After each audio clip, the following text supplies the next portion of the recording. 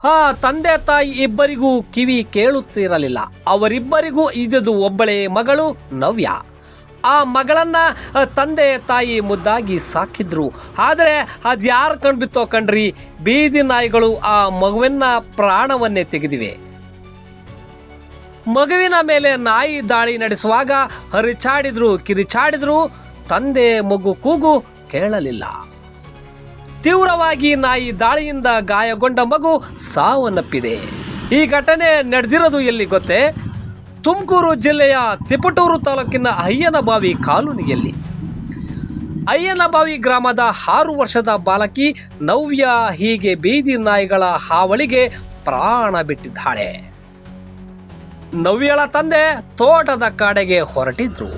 ತಂದೆ ಮುಂದೆ ಹೋಗ್ತಾ ಇದ್ರೆ ಬಾಲಕಿ ಹಿಂದೆ ನಡೀತಾ ಇದ್ಲು. ಆಗ ಬೀದಿ ನಾಯಿಗಳು ಆ ಪುಟ್ಟ ಬಾಲಕಿಯ ಮೇಲೆ ಅಟ್ಯಾಕ್ ಮಾಡಿವೆ. ನಾಯಿಗಳು ತನ್ನತ್ತ ಓಡಿ ಬರುತ್ತಿದ್ದಂತೆ ಬಾಲಕಿ ನವ್ಯ ಕಿರಿಚಾಡಿದ್ದಾಳೆ. ಕಿವಿ ಕೇಳದ ತಂದೆಗೆ ಆ ಕಡೆಗೆ ಗಮನವೇ ಹೋಗಲಿಲ್ಲ.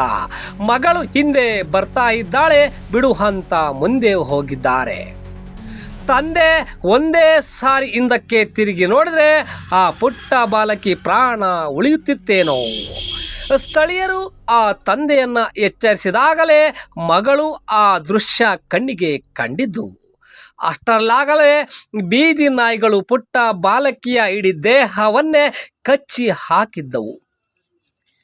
ತಕ್ಷಣ ಬಾಲಕಿಯನ್ನ ಆಸ್ಪತ್ರೆಗೆ ಕರೆದುಕೊಂಡು ಹೋಗಲಾಯಿತು. ಹೆಚ್ಚಿನ ಚಿಕಿತ್ಸೆಗಾಗಿ ಹಾಸನದ ಆಸ್ಪತ್ರೆಗೆ ಸೇರಿಸಲು ಹೋದಾಗ ಮಾರ್ಗ ಮಧ್ಯದಲ್ಲಿ ಬಾಲಕಿ ಸಾವನ್ನಪ್ಪಿದ್ದಾಳೆ.